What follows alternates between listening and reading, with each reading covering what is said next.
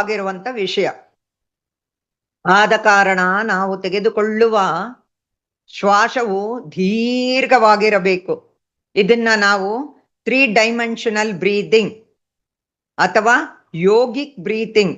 ಯೋಗಿಗಳು ಉಸಿರಾಡ್ತಾರಲ್ಲ, ಈಗ ನಾನು ಹೇಳಿಕೊಡುವ ರೀತಿನೇ ಅವರು ಉಸಿರಾಡೋದು. ಅಲ್ಲದೆ ನಾವು ಚಿಕ್ಕ ಮಕ್ಕಳನ್ನು ನೀವು ಎಲ್ಲರೂ ನೋಡಿರ್ತೀರ, ಮಲಗದಾಗ ಹೇಗಿರುತ್ತೆ, ಅದು ತೆಗೆದುಕೊಳ್ಳುವ ಉಸಿರು ಹೊಟ್ಟೆ ಮೇಲಕ್ಕೆ ಬರುತ್ತೆ, ಹೊಟ್ಟೆ ಒಳಕ್ ಹೋಗುತ್ತೆ. ಉಸಿರನ್ನು ತಗೊಂಡಾಗ ಮೇಲ್ ಬರುತ್ತೆ, ಉಸಿರು ಬಿಟ್ಟಾಗ ಕೆಳಕ್ ಬರುತ್ತೆ. ಆ ರೀತಿ ನಾವು ಉಸಿರಾಡಬೇಕು. ಈಗ ನಾವೆಲ್ಲ ಇದನ್ನ ಸ್ವಲ್ಪ ಹೊತ್ತು ಪ್ರಾಕ್ಟೀಸ್ ಮಾಡೋಣ. ಎಲ್ಲರೂ ನೇರವಾಗಿ ಕುಳಿತಿದ್ದೀರಾ? ಈಗ ಕನ್ನಡಕಗಳಿದ್ರೆ ತೆಗೆದು ಪಕ್ಕಕ್ಕಿಟ್ಟು ಮೈಯನ್ನು ಸಡಿಲಗೊಳಿಸಿಕೊಳ್ಳಿ, ಅಂದರೆ ರಿಲ್ಯಾಕ್ಸ್ ಮಾಡಿಕೊಳ್ಳಿ. ಯಾವುದೇ ಒತ್ತಡ ಚಿಂತೆ ಏನು ಇಲ್ದಿರ ಆರಾಮವಾಗಿ ಕುಳಿತುಕೊಳ್ಳಿ. ಒಂದೆರಡು ಬಾರಿ ದೀರ್ಘವಾಗಿ ನೀವ್ ಹೆಂಗ್ ಮಾಡ್ತಿದ್ರು ಅದೇ ರೀತಿ ದೀರ್ಘವಾಗಿ ಉಸಿರನ್ನು ತಗೊಳ್ಳಿ, ಉಸಿರನ್ನು ಬಿಡಿ. ಮತ್ತೆ ಉಸಿರನ್ನು ತೆಗೆದುಕೊಳ್ಳಿ, ಮತ್ತೆ ಉಸಿರನ್ನು ಬಿಡಿ. ಇನ್ನೊಂದು ಬಾರಿ ಉಸಿರನ್ನು ತೆಗೆದುಕೊಳ್ಳಿ, ಮತ್ತೆ ಉಸಿರನ್ನು ಬಿಡಿ. ಈಗ ಡೀಪ್ ಬ್ರೀತಿಂಗ್ ಮಾಡುವಂತ ರೀತಿ ಸ್ವಲ್ಪ ನಾನು ಮೊಬೈಲ್ ಅಡ್ಜಸ್ಟ್ ಮಾಡ್ಕೊಳ್ತೀನಿ.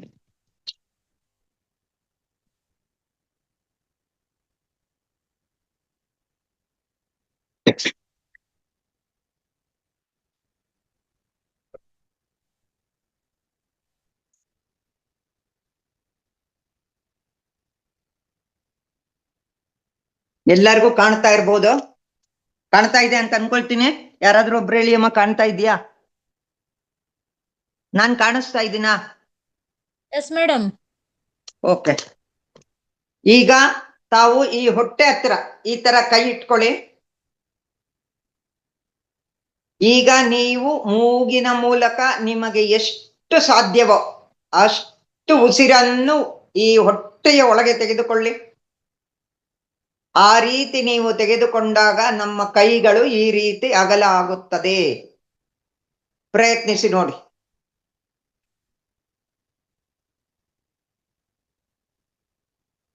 ಮತ್ತೆ ಉಸಿರನ್ನು ಬಿಟ್ಟಾಗ ಹೊಟ್ಟೆ ಒಳಗೆ ಹೋದಾಗ ಕೈಗಳು ಮತ್ತೆ ಸೇರಿಕೊಳ್ಳುತ್ತವೆ, ಬೆರಳುಗಳು. ಮತ್ತೆ ಉಸಿರನ್ನು ದೀರ್ಘವಾಗಿ ತೆಗೆದುಕೊಳ್ಳಬೇಕು. ಗಂಟಲ ಮೂಲಕ, ಚೆಸ್ಟ್ ಮೂಲಕ ಹಾದು ನಾಭಿಯವರೆಗೂ ಬರುತ್ತದೆ. ಆಗ ನಮ್ಮ ಬೆರಳುಗಳು ಪಕ್ಕಕ್ಕೆ ಸರಿಯುತ್ತವೆ. ಮತ್ತೆ ಉಸಿರನ್ನು ಬಿಟ್ಟಾಗ ಹೊಟ್ಟೆ ಒಳಕ್ಕೆ ಹೋಗಿ ನಮ್ಮ ಬೆರಳುಗಳು ಜಾಯಿನ್ ಆಗುತ್ತೆ. ಈ ರೀತಿ ಮತ್ತೊಂದು ಬಾರಿ ಮಾಡಿ.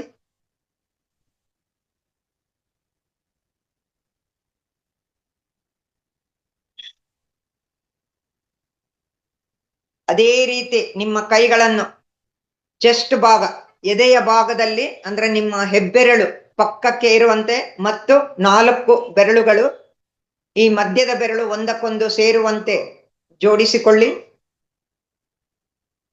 ಈಗ ನೀವು ಉಸಿರನ್ನು ದೀರ್ಘವಾಗಿ ತೆಗೆದುಕೊಂಡು ನಮ್ಮ ಹೃದಯ ಭಾಗ ಅಂದ್ರೆ ಚೆಸ್ಟ್ ಭಾಗದಲ್ಲಿ ಗಮನವಿಟ್ಟು ಅಲ್ಲಿಗೆ ಮಾತ್ರ ಉಸಿರನ್ನು ತೆಗೆದುಕೊಳ್ಳಲು ಪ್ರಯತ್ನಿಸಿ.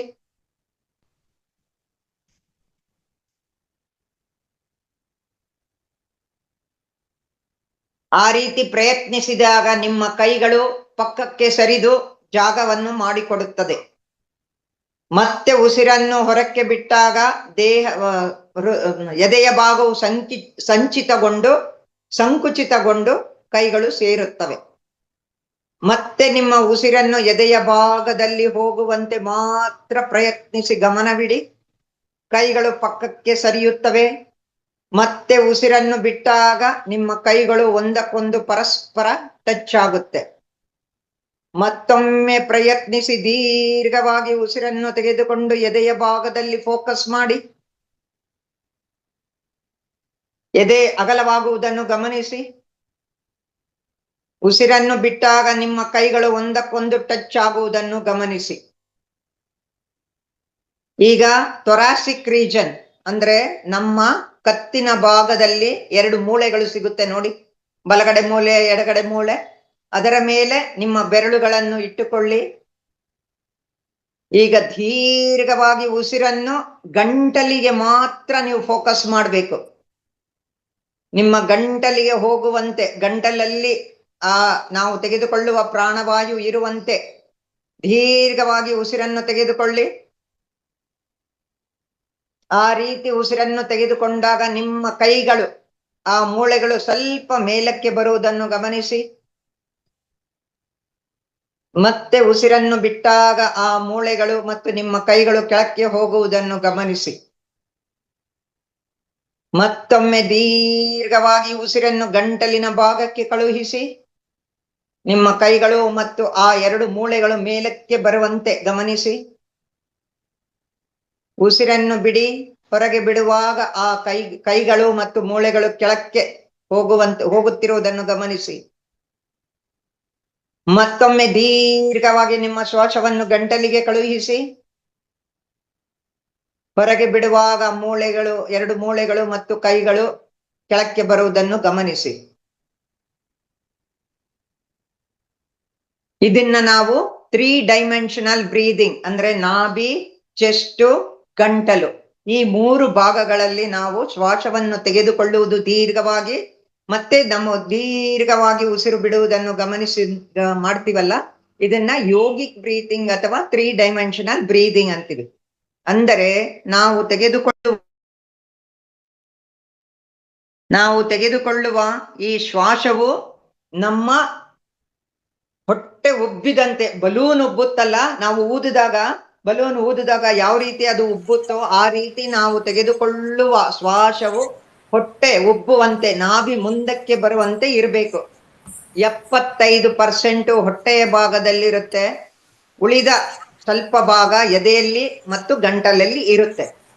ನಾವು ಹೃದಯ ಭಾಗವನ್ನು ಫೋಕಸ್ ಮಾಡಿ ಉಸಿರನ್ನು ಅಲ್ಲಿಗೆ ಕಳುಹಿಸಿದಾಗ ಅಲ್ಲಿ ಹೆಚ್ಚಿನ ಆಮ್ಲಜನಕ ಇರುತ್ತೆ, ಗಂಟಲು ಮತ್ತು ಹೊಟ್ಟೆಯಲ್ಲಿ ಕಡಿಮೆ ಪರ್ಸೆಂಟೇಜ್ ಆಮ್ಲಜನಕ ಇರುತ್ತೆ.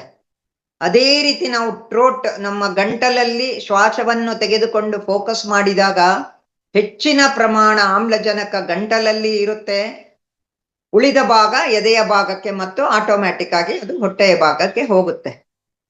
ಯಾವಾಗ ನಮ್ಮ ಪ್ರಾಣವಾಯು ನಾವು ಗಂಟಲಿನಲ್ಲಿ ಫೋಕಸ್ ಮಾಡಿ ನೋಡ್ತೀವೋ, ಈ ವಿಶುದ್ಧ ಚಕ್ರಕ್ಕೆ ಸಂಬಂಧಿಸಿದಂತೆ ಥೈರಾಯ್ಡ್ ಬಗ್ಗೆ ಇರ್ಬೋದು, ಉಜ್ಜಯಿನಿ ಪ್ರಾಣಾಯಾಮ ಮಾಡುವಾಗ ಗಂಟಲಿನ ಮೇಲೆ, ಶ್ವಾಸದ ಮೇಲೆ ಗಮನ ಇಡ್ತೀವಿ. ಆಗ ನಮಗಿರುವಂತ ಥೈರಾಯ್ಡ್, ಪ್ಯಾರಾಥೈರಾಯ್ಡ್, ವೋಕಲ್ ಕಾರ್ಡ್, ಇದೆಲ್ಲ ಕಾಯಿಲೆಗಳು ಅಥವಾ ಸಮಸ್ಯೆಗಳು ಕಡಿಮೆ ಆಗುತ್ತೆ. ಅದೇ ರೀತಿ ಹೃದಯದ ಮೇಲೆ ಗಮನವಿಟ್ಟು ಮಾಡಿದಾಗ ನಮ್ಮ ಹೃದಯದಲ್ಲಿ ಹರಿಯುವಂತ ರಕ್ತ ಸಂಚಾರ, ಆ ರಕ್ತದಲ್ಲಿ ಆಮ್ಲಜನಕ ಸೇರಿ ಅದು ಶುದ್ಧವಾಗಿ, ಹೆಚ್ಚಿನ ಪ್ರಮಾಣದಲ್ಲಿ ಆಮ್ಲಜನಕ ಇದ್ದಾಗ ಶುದ್ಧವಾಗಿ ಶರೀರದಲ್ಲೆಲ್ಲ ಹರಿಯಲು ಮತ್ತು ಶರೀರದಿಂದ ಹೃದಯಕ್ಕೆ ಬಂದು ಅವೆಲ್ಲ ಪ್ಯೂರಿಫೈ ಆಗಿ ಶ್ವಾಸಕೋಶದಲ್ಲಿ, ಕಿಡ್ನಿಯಲ್ಲಿ ಅದು ಮತ್ತೆ ವಾಪಸ್ ಹೋಗ್ಲಿಕ್ಕೆ ಅನುಕೂಲ ಆಗುತ್ತೆ. ಅದೇ ರೀತಿ ಹೊಟ್ಟೆಯ ಭಾಗದಲ್ಲಿ ನಾವು ತಗೊಂಡಾಗ ಈ ಶ್ವಾಸಕೋಶಗಳ ಮಧ್ಯೆ ಇಲ್ಲಿ ಡಯಾಫ್ರಮ್ ಅಂತಿರುತ್ತೆ. ಈ ಡಯಾಫ್ರಮ್ ಯಾವಾಗ ಇದು ಎನ್ಲಾರ್ಜ್ ಆಗುತ್ತೆ ಆವಾಗ ನಮ್ಮ ಶ್ವಾಸಕೋಶಗಳಲ್ಲಿ ಕೆಳಗಡೆ ಆಲ್ವಿಯೋಲೈ ಅಂತ ದ್ರಾಕ್ಷಿ ಗೊಂಚಲಿನ ರೀತಿ ಇರುತ್ತೆ. ನಾವು ತೆಗೆದುಕೊಳ್ಳುವ ಉಸಿರು ಸಾಮಾನ್ಯವಾಗಿ ಮೇಲೆ ಮೇಲೆ ಮೇಲೆ ಮೇಲೆ ಉಸಿರಾಡೋದು ಕೇವಲ ಶ್ವಾಸಕೋಶಕ್ಕೆ ಹೋಗುತ್ತೆ, ಹೊರಗೆ ಬರುತ್ತೆ, ಶ್ವಾಸಕೋಶಕ್ಕೆ ಹೋಗುತ್ತೆ, ಹೊರಗೆ ಬರುತ್ತೆ. ಆದ್ರೆ ದೀರ್ಘವಾಗಿ ಉಸಿರನ್ನು ತೆಗೆದುಕೊಂಡಾಗ ಆ ಶ್ವಾಸಕೋಶದಲ್ಲಿ ಇರುವ ಆಲ್ವಿಯೋಲೈಗೆ ಅವು ಆ ಆಮ್ಲಜನಕ ಸೇರಿದಾಗ ನಮ್ಮ ಇಮ್ಯುನಿಟಿ ಬೆಳೆಯಲು ಸಹಕಾರಿಯಾಗುತ್ತೆ. ಸೊ ಆದ ಕಾರಣ ನಮಗೆ ಯಾವಾಗ ಕೂತ್ಕೊಂಡು ಕನಿಷ್ಠ 10 ನಿಮಿಷ, ಪ್ರತಿದಿನ 10 ನಿಮಿಷ ಈ 3 ಡೈಮೆನ್ಷನಲ್ ಬ್ರೀದಿಂಗ್ ಮಾಡಲೇಬೇಕು. ಇದರಿಂದ ನಮ್ಮ ಒತ್ತಡವೂ ಕಡಿಮೆ ಆಗುತ್ತೆ, ನಮ್ಮ ಮನಸ್ಸಿನ ಮೇಲೆ ಪ್ರಭಾವ ಬೀರುತ್ತೆ ಮತ್ತು ಇಮ್ಯುನಿಟಿ ಬೆಳೆಯಲು ಸಹಕಾರಿಯಾಗುತ್ತದೆ. ನಾವು ಯಾವಾಗ ಮೇಲೆ ಮೇಲೆ ಮೇಲೆ ಮೇಲೆ ಮೇಲೆ ಮೇಲೆ ಮಾತ್ರ ಉಸಿರಾಡ್ತೀವೋ ಅದು ನಮ್ಮ ಜೀರ್ಣಾಂಗ ವ್ಯವಸ್ಥೆ ಮೇಲೆ, ಇತರೆ ಕೆಲಸಗಳ ಮೇಲೆಯೂ ಸಹ ಪರಿಣಾಮ ಬೀರುತ್ತೆ. ಇದು ತಾವು ಅಬ್ಸರ್ವ್ ಮಾಡಿ ನೋಡಬಹುದು. 1. 2ನೇದು, ನಾವು ಅನುಲೋಮ ವಿಲೋಮ ಹೇಳ್ತೀವಲ್ಲ, ಏನು ನಾವು ಒಂದು ಮ್ಯಾಮ್ ನ- ಇನ್ನು ಎಷ್ಟೊತ್ತಾಗುತ್ತೆ ಮೇಡಮ್? ಯಾಕೆಂದ್ರೆ ಮೆಡಿಟೇಷನ್ 1 hour ಇರೋದು. ಆ, ಇದನ್ನ ಇನ್ನು ಮುಗಿಸ್ಬೇಕಂದ್ರೆ ನೆಕ್ಸ್ಟ್ ಟೈಮ್ ಹೇಳೋಣ. ಬರೀ deep ನೆಕ್ಸ್ಟ್ breathing ಟೈಮ್ ಮಾಡೋಣ. ಕಂಟಿನ್ಯೂ ಮಾಡೋದಾ ಮೇಡಮ್? ಇದ್ರ ಬಗ್ಗೆ ಒಂಚೂರು ಹೇಳ್ಬಿಡ್ತೀನಿ. ಮೇಡಮ್ ಆದ ಕೇಳಿಸ್ತಾ ಇಲ್ಲ. ಕಾರಣ ಆ? ಇನ್ನೊಂದು ನಿಮಿಷ ಕಂಪ್ಲೀಟ್ ಮಾಡ್ಬಿಡಿ, ಮೆಡಿಟೇಷನ್ Okay. ಸ್ಟಾರ್ಟ್ ಮಾಡೋಣ. ಆದ ಓಕೆ ಮೇಡಮ್. ಕಾರಣ ಸಮಯ ಸಿಕ್ಕಾಗಲೆಲ್ಲ ಪ್ರಶಾಂತವಾಗಿ ಕುಳಿತು ಎಷ್ಟೊತ್ತಾಗುತ್ತೋ ಅಷ್ಟೊತ್ತು ನೀವು ಈ ಡೀಪ್ ಬ್ರೀತಿಂಗ್ ಮಾಡಬಹುದು. ಒಂದು ಸಮಯ ತಮಗೆ ಸಮಯಾವಕಾಶ ಇದ್ದಲ್ಲಿ ಕನಿಷ್ಠ ದಿನಕ್ಕೆ 10 ನಿಮಿಷ ನೀವು ಮಾಡಿದಲ್ಲಿ, ಅಂದ್ರೆ ಸ್ವಲ್ಪ ಹೊಟ್ಟೆ ಖಾಲಿ ಇದ್ದಾಗ ಮಾಡಿದರೆ ನೀವು ದೀರ್ಘವಾಗಿ ಉಸಿರನ್ನು ತೆಗೆದುಕೊಳ್ಳಬಹುದು. ಯಾವಾಗ ಉಸಿರು ನಿಮ್ಮ ಒಳಗೆ ಹೋಗುತ್ತೋ ಅಲ್ಲೆಲ್ಲ ಆಮ್ಲಜನಕ ನಮ್ಮ ಅಂಗಾಂಗಗಳಿಗೆ ರಕ್ತಕ್ಕೆ ಸೇರಿ ಒಳ್ಳೆಯ ಆರೋಗ್ಯವನ್ನು ಮೇಂಟೈನ್ ಮಾಡಲು ಅನುಕೂಲ ಆಗುತ್ತೆ ಅಂತೇಳಿ. ಈಗ ಇದನ್ನೆಲ್ಲ 1-2 ನಿಮಿಷ ತಮ್ಮ ಅನುಭವ ಏನಾಯ್ತು ಅಂತ ಹೇಳ್ಬಿಟ್ರೆ ನೆಕ್ಸ್ಟ್ ನನ್ಗೆ ಬೇರೆ ಬ್ರೀತಿಂಗ್ ಮಾಡಿಸ್ಲಿಕ್ಕೆ ಅನುಕೂಲ ಆಗುತ್ತೆ. ಹೇಗಿತ್ತು ತಮ್ಮ ಅನುಭವ ಏನು ಅಂತ ಹೇಳ್ಬಹುದಾ? ಚೆನ್ನಾಗಿತ್ತು.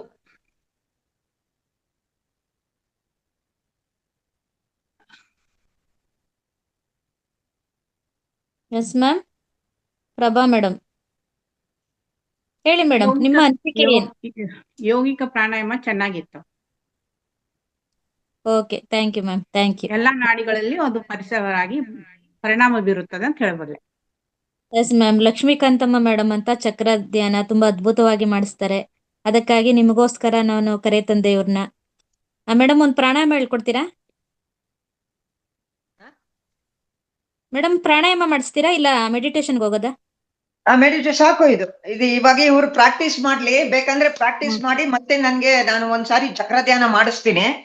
ಆ ಹಾ. ಚಕ್ರ ಧ್ಯಾನ ಮಾಡ್ಬೇಕಂದ್ರೆ ಈ ಒಂದು ಡೀಪ್ ಬ್ರೀತಿಂಗ್ ಗೊತ್ತಿದ್ರೆ ನಿಮ್ಗೆ ನಿಜವಾಗ್ಲೂ ನಿಮ್ಮಲ್ಲಿರುವ ಆ ಏನು ಸಮಸ್ಯೆಗಳಿದೆ ಆ ಒಂದು ಚಕ್ರದ ಮೇಲೆ ಗಮನವಿಟ್ಟು ಮಾಡಿದಾಗ ಆ ಸಮಸ್ಯೆ ಖಂಡಿತ ಪರಿಹಾರ ಆಗುತ್ತೆ. ಪರಿಹಾರ ಆಗಲೂಕು ಅನುಕೂಲ ಮಾಡಿಕೊಡುತ್ತೆ. ಸೊ ಇದನ್ನ ನೀವು ಪ್ರಾಕ್ಟೀಸ್ ಮಾಡಿ, ನಾನು ಮತ್ತೆ ಇನ್ನೊಂದ್ಸಾರಿ ಬಂದಾಗ ನನಗೆ ಹೇಳಿದರೆ ಮುಂದೆ ಮಾಡುವಂತ ನಮ್ಮ ಉಸಿರಾಟದ ಬಗ್ಗೆ ಇನ್ನೂ ಬೇರೆ ಬೇರೆ ರೀತಿ ಇದೆ. ಡಿಟಾಕ್ಸ್ ಮಾಡ್ಕೊಳ್ಳೋ ರೀತಿ ಯಾವುದು ಎಲ್ಲ ಇದನ್ನೆಲ್ಲ ನಾನು ಹೇಳ್ಕೊಡ್ತೇನೆ. Thank you masters, thank you, thank you. ಈಗ ನಾವೆಲ್ಲ ಮೌನವಾಗಿ ಇದೇ ಭಂಗಿಯಲ್ಲಿ ತಾವು ನೇರವಾಗಿ ಆರಾಮವಾಗಿ ಕುಳಿತು ಧ್ಯಾನದ ಕಡೆ ನಾವು ಗಮನ ಹರಿಸೋಣ. ಈ ಧ್ಯಾನಕ್ಕೆ ಕುಳಿತಾಗ ನಿಮ್ಮ ಬೆನ್ನು ಕತ್ತು ಸದಾ ನೇರವಾಗಿರಬೇಕು.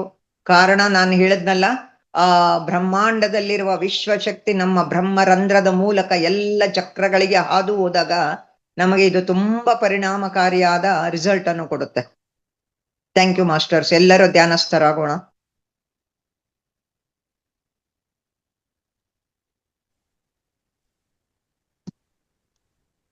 S masters. ಕನ್ನಡಕಗಳಿದ್ದರೆ ಪಕ್ಕಕ್ಕಿಟ್ಟು ಆರಾಮಾಗಿ ಕತ್ತು ಬೆನ್ನು ನೇರ, ಕೈಗಳನ್ನು ಬೆರಳಿಗೆ ಬೆರಳು ಕೂಡಿಸಿ, ಸೋಫಾ ಮೇಲಾದರೆ ಕಾಲುಗಳನ್ನು ಕ್ರಾಸ್ ಮಾಡಿ, ನೆಲದ ಮೇಲಾದರೆ ಸುಖಾಸನದಲ್ಲಿ ಒಂದು ಮ್ಯಾಟ್ ಮೇಲೆ ಕುಳಿತು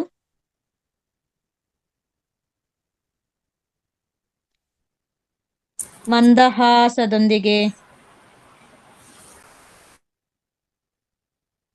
ಸಹಜ ಸರಳವಾದ ಉಸಿರಾಟ.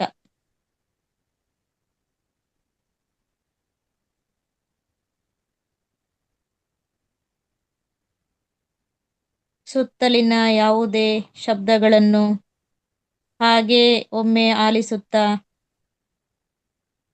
ಮತ್ತೆ ಮತ್ತೆ ಉಸಿರನ್ನೇ ಗಮನಿಸುತ್ತಾ ಆಲೋಚನೆಗಳನ್ನು ಶೂನ್ಯ ಮಾಡಿಕೊಳ್ಳೋಣ.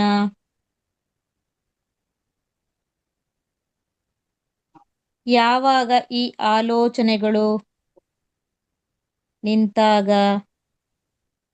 ವಿಶ್ವಶಕ್ತಿ ಚೈತನ್ಯ ನಮ್ಮೆಡೆಗೆ ಪ್ರವೇಶಿಸುತ್ತಿದೆ.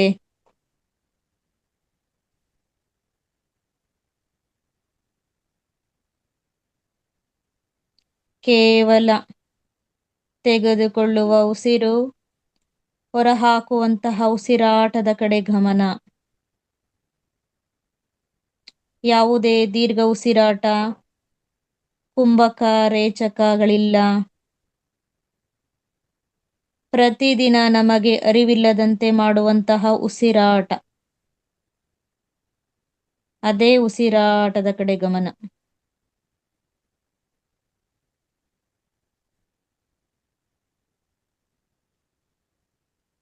ಈಗ ಮೃದುವಾದ ಸಂಗೀತದೊಂದಿಗೆ ಉಸಿರಾಟವನ್ನು ಲೀನ ಮಾಡುತ್ತಾ ಧ್ಯಾನಸ್ಥರಾಗೋಣ.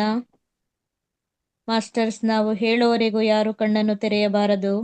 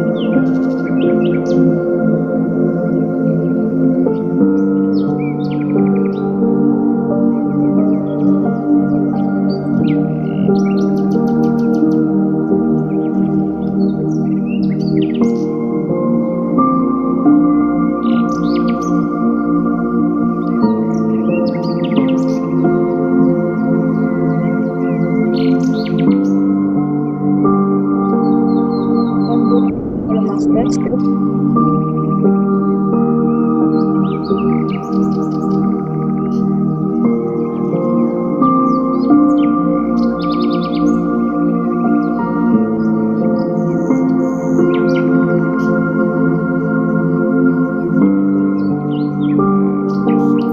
ಎಲ್ಲರೂ ನಿಧಾನವಾಗಿ ಪರಿಸರ ಎಚ್ಚರಿಕೆಗೆ ಮರಳೋಣ.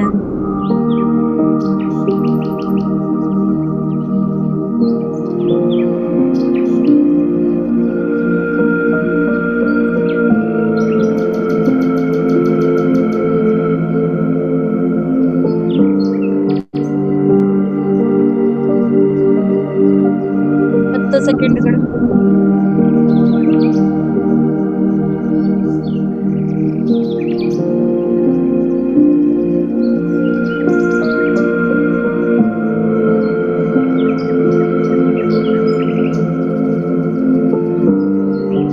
ಐದು, 4, 3, 2, 1, 0. ಮಾಸ್ಟರ್ಸ್ ಎಲ್ಲರೂ ನಿಧಾನವಾಗಿ ಕಣ್ಣುಗಳನ್ನು ಬಿಡಿಸಿ ಹಾಗೆ ನಿಧಾನವಾಗಿ ಕಣ್ಣುಗಳ ಮೇಲಿರಿಸೋಣ. ಹಾಗೆ ಅಲ್ಲೇ 5 ಸೆಕೆಂಡುಗಳ ಕಾಲ ಗಮನಿಸೋಣ.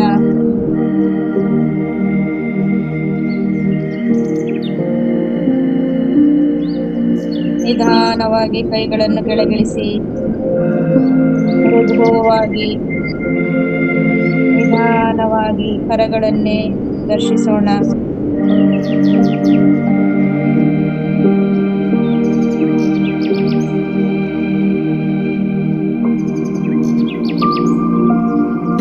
ಅದೇ ಭಾವದಲ್ಲಿ ಸ್ವಲ್ಪ ಹೊತ್ತು ಗಮನಿಸೋಣ.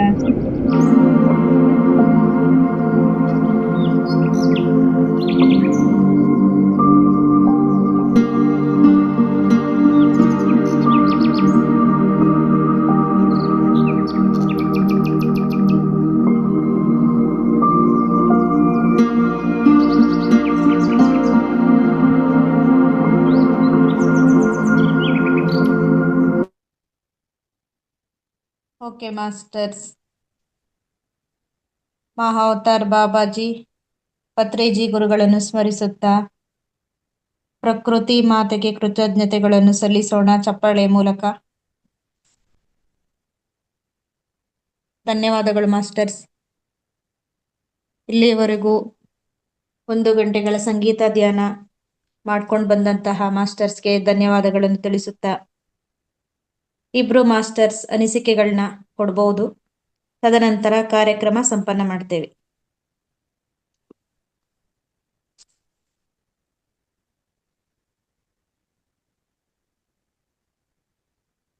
ಸುಭದ್ರ madam. Yes ma'am. Lakshmikantamma madam ಅವರು ಪ್ರಾಣಾಯಾಮ ಚೆನ್ನಾಗಿ ಹೇಳ್ಕೊಟ್ರು. ಧ್ಯಾನ ಇವತ್ತು ಚೆನ್ನಾಗಿ ನಡೆಯಿತು ಮೇಡಮ್. Okay ma'am.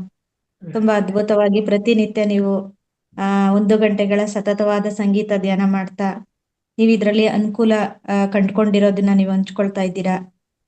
ಖುಷಿ ಆಗ್ತಾ ಇದೆ. Thank you madam. Thank you madam. Mohit ಅಂತ ಇದೆ, ನೀವು ಹ್ಯಾಂಡ್ ರೈಸ್ ಮಾಡ್ತೀರಾ?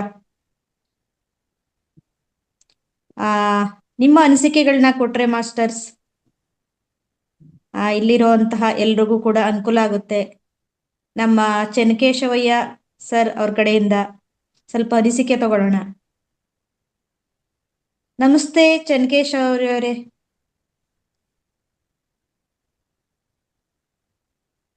ಈಗ ಸತತವಾಗಿ 5 ದಿವಸದಿಂದ ನೀವು ಕಂಟಿನ್ಯೂಸ್ ಆಗಿ ಮಾಡ್ತಾ ಇದ್ದೀರಾ. ನಿಮ್ಗೆ ಏನು ಬದಲಾವಣೆ ಆಗ್ತಾ ಇದೆ, ಮನಸ್ಸಿನಲ್ಲಿ ಏನ್ ಅನಿಸ್ತಾ ಇದೆ 1 ಗಂಟೆಗಳ ಧ್ಯಾನದಿಂದ? ಕೇಳಿಸ್ತಾ ಇಲ್ಲ ಭವ್ಯ ಅವರೇ, ಕೇಳಿಸ್ತಾ ಇಲ್ಲ. ನೀವೇ ಮಾತಾಡಿ, ಪರವಾಗಿಲ್ಲ.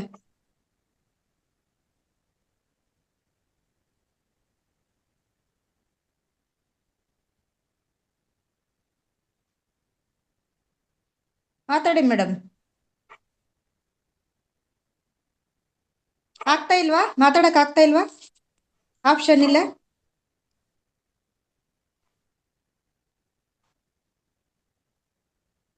ಓಕೆ, ಅವ್ರದ್ದೇನೋ ಟೆಕ್ನಿಕಲ್ ಇಶ್ಯೂ ಇದೆ ಅನ್ಸುತ್ತೆ.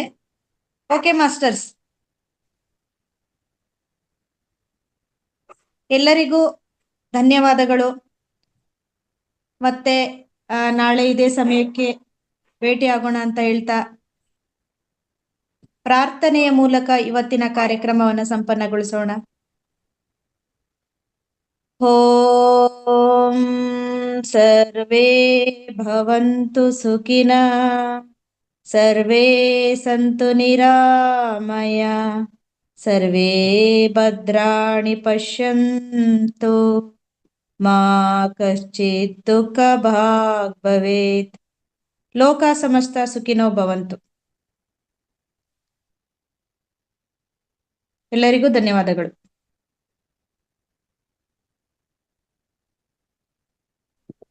ಒಂದ್ ಡೌಟ್, ನಾಳೆ ಅಲ್ಲಿ ಸಿದ್ಧರ ಬೆಟ್ಟದಲ್ಲಿ ಉಳ್ಕೊಳ್ಳೋದಕ್ಕೆ ಹೇಗೆ ಅನುಕೂಲ ಇದೆ ಮೇಡಮ್?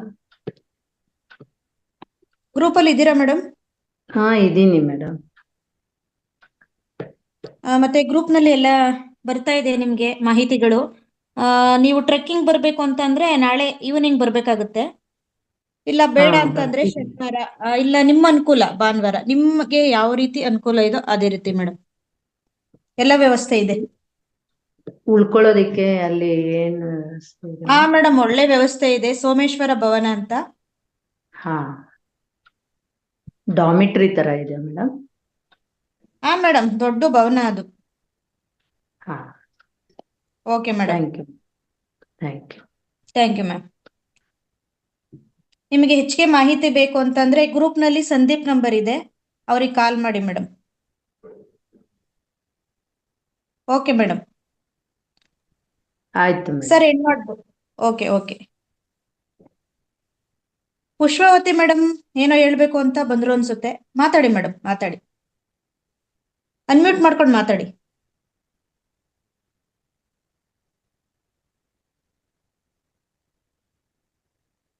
ಒಂದ್ ನಿಮಿಷ.